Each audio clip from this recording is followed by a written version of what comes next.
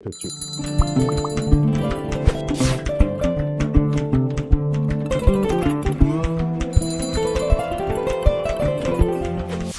Dans la perspective de la mise en œuvre de la stratégie nationale de développement du Cameroun à l'horizon 2030 et plus particulièrement celle de l'import-substitution, la Chambre de commerce, d'industrie, des mines et de l'artisanat à travers son centre d'incubation s'est engagée à réaliser un programme de renforcement des capacités des acteurs impliqués dans la production de la farine panifiée locale que dans la production du pain et des autres produits dérivés. À cet effet, un atelier de formation a été organisé cette semaine du 3 au 7 juin 2024 dans la région de l'Adamawa, particulièrement dans la ville de Ngaoundéré, où plus de 20 acteurs du secteur de la boulangerie se sont rencontrés autour de l'expert du centre d'incubation pilote, Monsieur Tefak, pour un moment de partage de connaissances et surtout un moment de formation sur le pain 70-30 ou alors 30-70 comme on l'appelle généralement. Il s'agit d'une substitution de la farine de blé à 70 à 30% à la farine de manioc. Voici la réaction de quelques participants. Voici leurs sentiments. Regardez. Je suis transformatrice de farine et en même temps boulangère. Les 3 jours de formation nous ont permis de voir que c'est la substitution farine de manioc, farine de blé est quelque chose de réalisable et de très fantastique. Donc nous avons appris pendant 3 jours qu'on peut faire le 30-70, ce qui veut dire que 70% de blé, 30% de farine de manioc. On gagne doublement. Parce que non seulement c'est notre matière locale qui est valorisée, le manioc, et de deux, cette matière qui est riche, très riche, sort du champ, va être transformée. Elle n'a pas duré, c'est-à-dire qu'elle est riche en toutes ses valeurs. C'est ça qu'on incorpore dans du blé qui généralement a fait beaucoup de décennies parfois. Peut-être le prix, mais saveurs, on a les saveurs meilleures. Le poids, ça pèse plus. Maintenant, peut-être ça sera pour le moment au niveau du prix où il y aura une légère différence. En tant que producteur de farine de manioc, vu qu'ici là il y a plusieurs corps qui sont rassemblés pour cette formation. Donc nous pouvons retenir ici là que déjà il est possible déjà de fabriquer déjà du pain, pas seulement avec la farine de blé, mais on peut déjà aussi substituer déjà l'importation de la farine de blé en ajoutant 30% de farine de manioc. Et déjà ce pain que nous avons est déjà un pain plus riche déjà que le pain fabriqué juste avec le blé, vu que le manioc est riche en plusieurs nutriments. L'intérêt en tant que producteur de manioc déjà permet déjà d'embrasser la politique du chef de l'État qui est de lutter contre l'import-substitution. Donc déjà ça permet déjà de promouvoir déjà la consommation locale, ça permet de créer des emplois, ça permet déjà aussi de nous renflouer les poches parce qu'au final, il faudrait qu'on ait un peu aussi, parce qu'il n'est pas évident d'avoir le travail à la fonction publique. C'est un gros marché.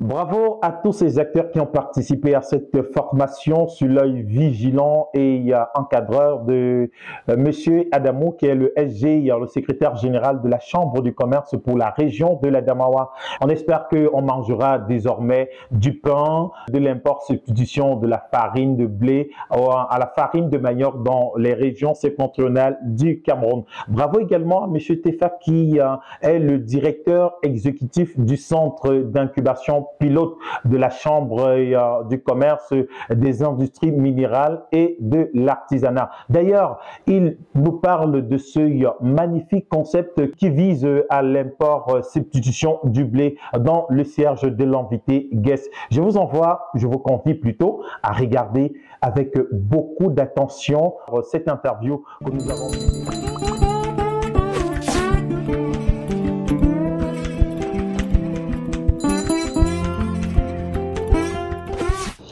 Monsieur Tefak, bonsoir. Bonsoir. Je rappelle que vous êtes directeur exécutif du centre d'incubation pilote de la Chambre du commerce et des industries et mines. D'industrie et de mines. Et de mines. D'industrie, des artisanats et de mines. D'accord. Alors, de l'artisanat. Oui, de l'artisanat, ouais. Justement. Dites-nous, c'est quoi ce centre-là? En fait, le centre d'incubation pilote de la Chambre de commerce est né en 2008 à partir des émeutes de la FA. Et en ce moment-là, le gouvernement a demandé à la Chambre de commerce de trouver une solution à cette émeute qui se résumait en deux choses. Les jeunes étaient dans la rue et plus précisément, et on n'arrivait pas à manger. Et c'est dans ce sillage que le président de la Chambre de commerce, l'honorable Eken, avait dans sa valise, quand il venait à la Chambre de commerce, l'idée même de travailler sur le manioc qui a beaucoup de dérivés et l'idée de donner du travail aux jeunes. Alors, quelles sont ces missions? Les missions de l'incubateur, vous avez d'abord la première chose, c'est l'incubation. À savoir, les jeunes, ils viennent au centre, c'est un outil qui permet aux jeunes de venir au centre seulement avec l'idée et de sortir de là avec un plan d'affaires élaboré. Et nous, on les accompagne à mettre sur pied, à s'installer, à créer leur entreprise dans les métiers de transformation agroalimentaire et des métiers connexes à ce secteur. Et en chose, nous avons la recherche et le développement sur tout ce qui est agroalimentaire. Quel intérêt direct pour les populations camerounaises? L'intérêt est d'abord, de donner du travail aux jeunes, passant par la création d'entreprises. Parce qu'aujourd'hui, en fait, il faut se le reconnaître, on peut créer des entreprises. Il faudrait qu'on se dise, on ne doit pas seulement être employé, mais on peut être un employeur. Deuxième idée, c'est de valoriser nos produits locaux. Vous voyez, on a énormément de produits locaux que les jeunes peuvent valoriser en créant l'entreprise. Un concept qui vous est cher, c'est le patriotisme économique. Oui. C'est quoi le concept? Pour moi, il est simple. C'est de consommer ce que nous produisons. Consommer ce que nous produisons, c'est d'acheter ce que nous produisons, je vais dire comme ça, à tous les prix. Parce que c'est là-bas qu'on va voir si personne ne va venir consommer à notre place, personne ne va venir produire à notre place. Aujourd'hui, vous êtes dans la région de la Damawa pour la promotion de la substitution du blé par la farine locale dans la production du pain et de ses produits dérivés. Qu'est-ce qui a motivé votre choix dans cette région? Déjà, il faut dire que nous sommes dans la transformation de manioc depuis quasiment 2008. Et ensuite, nous travaillons avec l'université de Ngaoundéré. Puisqu'on s'est dit, la recherche ne doit plus être vaine. Les produits de la recherche doivent être mis en exergue pour créer des entreprises. Et nous avons travaillé sur la farine, les farines panifiables, à l'occurrence le manioc. Ngaoundéré ou la région de la Damawa, pour des raisons qui sont simples. C'est une population jeune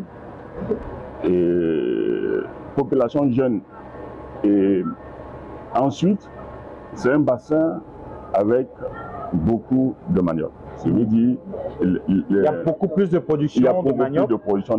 Il faut valoriser, il faut les transformer, non plus seulement en bâton de manioc, mais il faut aller au-delà. Ngaoundéré a une institut, l'université, qui peut les appuyer pour la recherche.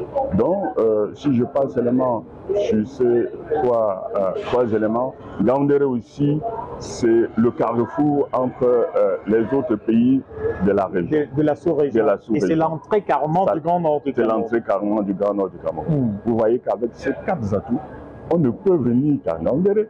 On ne peut continuer qu'à Ngaoundéré. Nous avons commencé par Douala, nous avons été à Yaoundé, nous étions à l'ouest, nous sommes aujourd'hui à Ngaoundéré, demain nous serons à l'est. Ouais, c'est des grands bassins de production de manioc.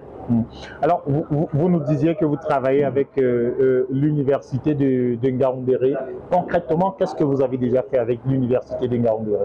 Avec l'université de Ngaoundéré, déjà, nous on a pu atteindre ces 30% d'incorporation de farine de manioc pour faire du blé. Auparavant, on était déjà à 15%. Nous travaillons maintenant sur la réduction du coût des process, parce qu'il y a plusieurs process. Quel est le process le plus efficace pour être compétitif? Parce qu'au niveau de la transformation de manioc, tu as jusqu'à 7 process. Maintenant, il faut chercher le process le plus compétitif, le moins coûteux, pour avoir la bonne farine, pour enfin faire du pain. Votre activité vise à réduire de 30% de 30% l'importation du blé au Cameroun. Comment comptez-vous le faire et à qui profitera ce coût de réduction? Il fallait y penser. En fait, parce que quand nous avons commencé à travailler sur le manioc ou sur la patate pour la substitution de nos farines, des farines importées, chemin faisant, nous on a eu les phénomènes exogènes aujourd'hui, qui est la guerre russo-ukraine, qui est le Covid-19. Il fallait penser que maintenant, là, c'est une réalité, il faut consommer local, il faut consommer ce que nous produisons. Donc, ça doit être une réalité, ça doit être du concret. Nous, le phénomène exogène nous démontre à suffisance que nous avons matière à consommer, à valoriser nos produits locaux. Les résultats ou les objectifs, les résultats sont pour moi assez simples. Plus nous consommons 30% de farine, du pain fait à base du manioc, plus on transforme des grains, plus on cultive et plus ça donne du travail aux jeunes. Vous voyez que les résultats, voilà les attentes, voilà ce que nous attendons. Je suis tenté également de vous demander quel est le process. Bon, en termes de process, je vous ai dit, il y a 7 process. Et pour le moment, nous sommes en train de travailler avec l'Université de Ndandéré sur le meilleur process qui va coûter. Parce qu'en fait, il ne faut pas avoir le process pour avoir le process. Il faut avoir le process qui va permettre d'être compétitif. Aux producteurs de farine d'être compétitifs.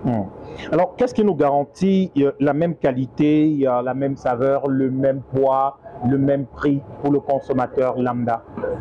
Aujourd'hui, on peut se le dire, au Bangladesh, on n'a pas réinventé la poudre à canon.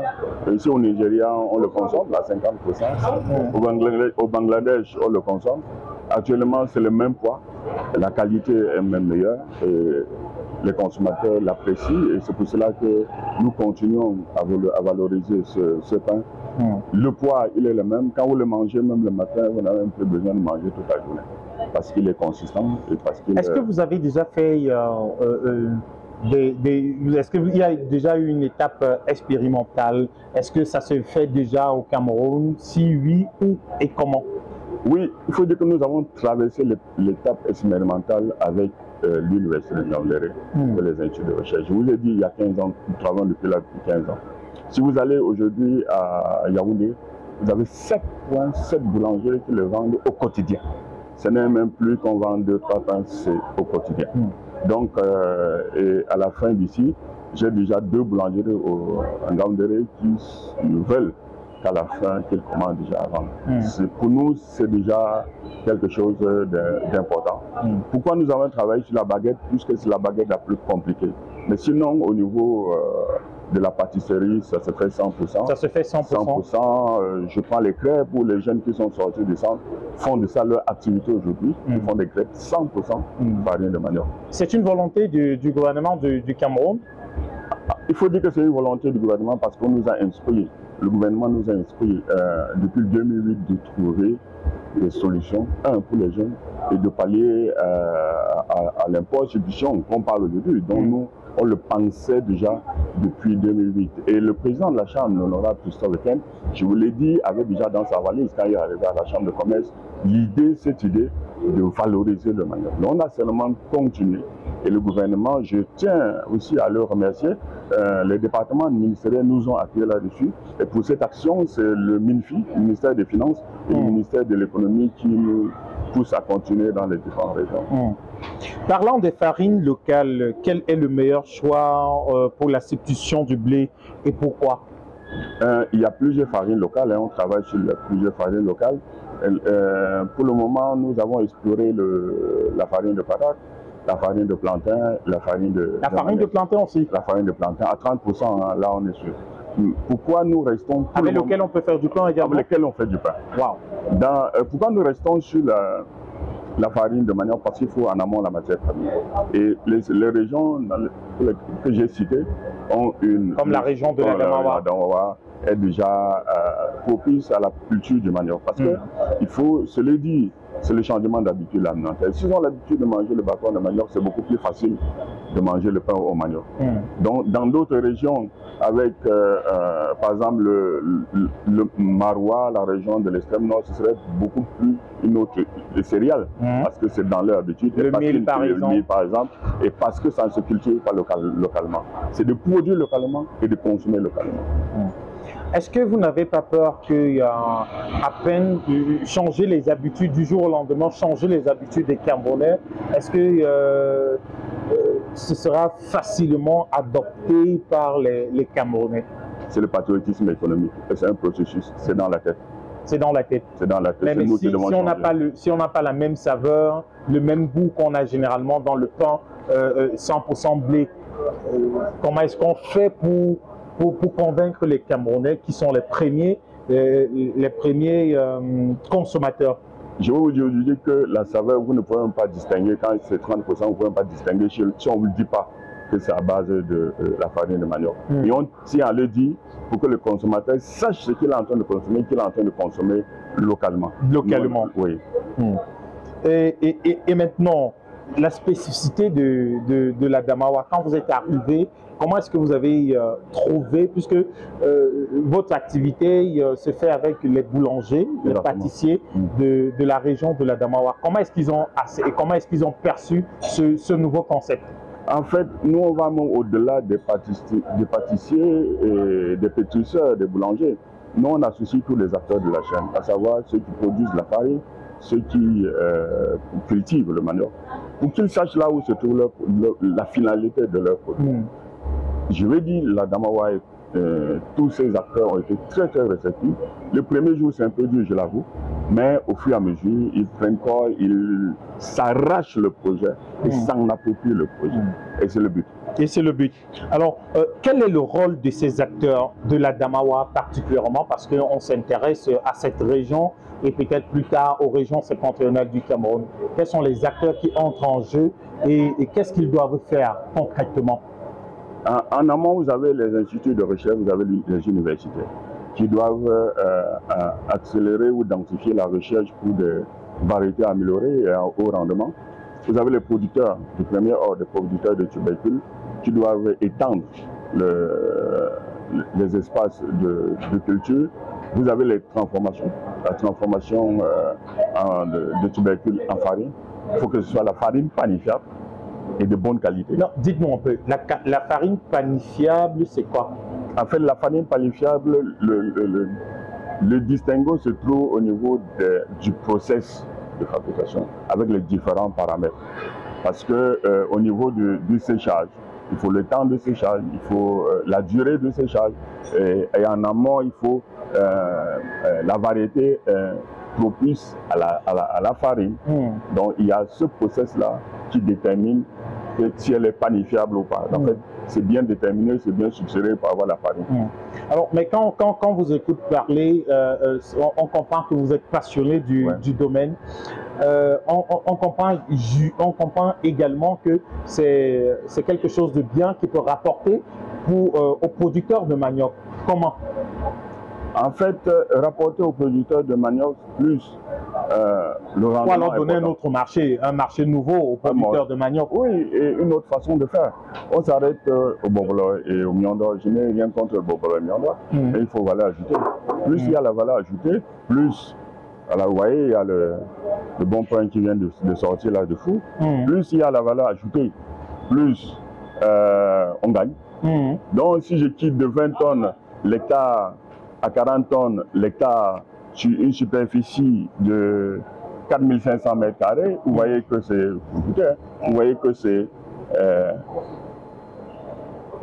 c'est plus important, l'économie de l'échelle et je gagne.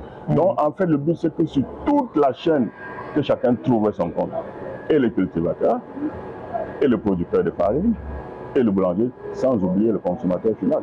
Il doit avoir du beau et du bon pain. Et du bon pain. Donc, ce pain est fait à base de...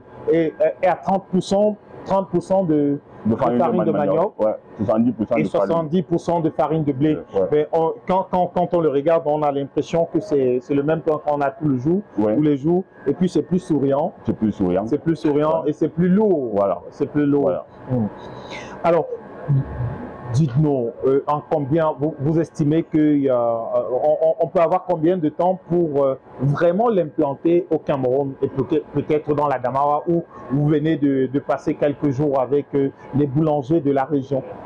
Nous sommes passés au niveau du centre. Je vous l'ai dit, il y a 7 boulangers qui le font déjà. Combien? 7 boulangers qui le font. 7 boulangers. Je peux vous citer, ils sont là au niveau de la région, au niveau de Yaoundé. Oui. On ne veut plus attendre. Si à la Damawa, il y a déjà 2 boulangeries qui sont prononcées, oui. On commence. On n'a pas envie d'attendre et ensuite... Est-ce que ça leur fait beaucoup plus de bénéfices? Ça va se réguler automatiquement. Parce que si on attend, on peut dire, attendons à avoir le bénéfice, un grand bénéfice, on ne sera pas dans le patriotisme économique. Et là, on va attendre. On va attendre encore 2 ans et entre-temps. Donc ils sont déjà en train de se regrouper. Les producteurs, on a une centre de travail. Mais parce qu'en fait, je pose la question pour comprendre. Si quelqu'un n'a pas son intérêt dans un business, parce que au-delà de tout, ça reste le business. Ouais. Si quelqu'un n'a pas son intérêt dans ce business, pourquoi est-ce qu'il devrait utiliser la farine de manioc substituée à la farine de blé s'il n'a pas un intérêt aussi pécuniaire que ça? Est-ce qu'il va seulement se limiter au patriotisme économique comme vous le prenez si bien? Le premier intérêt, ça doit être le patriotisme économique. C'est-à-dire qu'il faut déjà qu'on ait la même vision. Deuxième intérêt, c'est vraiment l'intérêt économique. Quand on va finir avec la région de l'Est, c'est vous, c'est les acteurs et les acteurs de la communication, on va soumettre le rapport au gouvernement pour dire voici, on veut bien commencer, où on a commencé, voici les difficultés que nous rencontrons. Mais il faut commencer. Il faut d'abord commencer. Il faut commencer quelque part, il faut commencer quelque chose pour avoir les difficultés, pour soutenir les difficultés. Si on ne commence pas, comment on va dire ce qu'on raconte comme difficulté? Donc il faut commencer. Et en ce moment-là, je suis sûr que le gouvernement aura une attention beaucoup plus particulière par rapport à ce qu'on dit, parce que je reviens sur ma question, parce que j'ai l'impression de n'avoir pas été satisfait. Au-delà du patriotisme économique qu'il faut d'ailleurs prôner, comment est-ce qu'on fait pour que le boulanger comprenne en fait qu'il devrait désormais, ou alors peut-être dans un avenir très proche, utiliser 30% de la farine de manioc et 70% de la farine de blé? Pour 2 choses, je vais vous prendre 2 exemples. Les 7 boulangers qui l'utilisent déjà au niveau de Yaoundé, ils trouvent leur compte. Sinon, ils ne devraient pas commencer. Ils ont commencé. Ça veut dire qu'il y a un intérêt quelque part. Ça veut dire qu'il y a un intérêt. Au-delà de l'intérêt patriotique. Oui, il y a un intérêt. Ça veut dire qu'ils trouvent déjà leur compte. Maintenant, il faut aller beaucoup plus loin parce que ça ne va pas se résumer aux boulangers, à certaines catégories de boulangers. C'est pour tout le monde. Et quand on va finir, on va déterminer les coûts de facteurs, les facteurs de coûts, pour savoir dire, OK, voilà là où il faut intervenir pour que tout le monde adhère. Voilà là où il faut intervenir pour que tout le monde trouve son compte. Peut-être en amont, au niveau des boutures améliorées, des semences améliorées, peut-être au niveau de la superficie, de l'industrialisation, peut-être en aval, parce que si en amont c'est déjà réglé, automatiquement, le reste va suivre. Si en amont, au lieu de produire 20 hectares, 10 hectares, je produis 5000 hectares avec un rendement de 40 tonnes l'hectare au lieu de 20 tonnes l'hectare, vous voyez, l'économie d'échelle fait à ce que mes coûts, je vais retrouver mes coûts, je vais me retrouver et je serai compétitif. Et puis on donnera du travail, à nos frères qui cultivent le manioc. Alors, vous venez de passer il y a quelques jours dans la région de la Damawa. Comment est-ce que vous avez trouvé la région? C'est une belle région, c'est la première fois que vous arrivez? C'est la 3e fois que j'arrive dans la région de la Damawa. Je vais revenir. Vous êtes bien acclimaté, ça peut se voir sur, Voilà, sur votre accoutrement. Voilà, je vais revenir. Qu'est-ce qu'on peut retenir de ce jour de formation avec les pâtissiers de la région de l'Adamawa? Ils ont été très réceptifs. Je crois qu'on partage déjà désormais la même vision, le même patriotisme. Le même patriotisme. Voilà. Et j'ai bien envie de dire, c'est quoi la suite? What next? C'est le follow-up. Follow-up, c'est de revenir, ou avant de partir, de savoir qu'il y a des boulangers ou des acteurs qui ont saisi le bon. C'est de revenir voir si c'est vrai. Si on a rencontré des difficultés, quelles sont les difficultés? Est-ce qu'on peut corriger? Est-ce qu'on peut le soumettre au gouvernement? En fait, voilà la suite. Le soumettre au gouvernement, qu'est-ce qu'on attend concrètement du gouvernement du Cameroun? Parce qu'en fait, le gouvernement, c'est le régulateur. Il y a des actions que nous, on peut mener, telles que nous sommes en train de mener, mais il y a des actions qui relèvent du gouvernement. Réguler, par exemple, c'est le gouvernement qui fixe le prix du pain. Réguler, par exemple, le prix de l'importation, c'est de dire, OK, en amont, il y a les boutiques qui sont disponibles. Je l'ai dit comme ça, c'est au bout des études, c'est au bout de... c'est après le follow-up qu'on aura des éléments concrets pour dire, OK, voici ce qu'on va demander au gouvernement, voici ce que nous faisons et voici ce qu'on va demander au gouvernement. Est-ce que le gouvernement peut imposer la substitution du blé à la farine de manioc, ou alors aux farines locales? J'ai vu ça au Nigeria où le gouvernement a imposé. Mais moi, je pense que ça se fait naturellement. Aujourd'hui, le gouvernement n'a pas imposé. Si déjà les acteurs le prennent de façon naturelle, le gouvernement va seulement accompagner.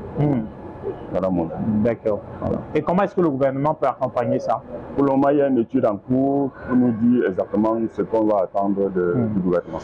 Nous arrivons au terme de cet entretien. Merci de nous avoir accordé ce moment d'échange sur cette activité qui, moi, je voudrais bien nommer ça le patriotisme économique. Merci d'avoir choisi la région de l'Adamawa. Merci d'avoir échangé avec les pâtissiers de l'Adamawa. Donc, désormais, peut-être, on retrouvera ce magnifique pain qui est bien souriant, bien lourd. Un dernier mot? Je vous remercie et que vive le patriotisme économique et que après, dès demain, là, qu'on commence à consommer le pain 70-30 cher à nous-mêmes, cher au président de la République, cher au président de la Chambre de commerce dans la région d'Adamawa et dans d'autres régions.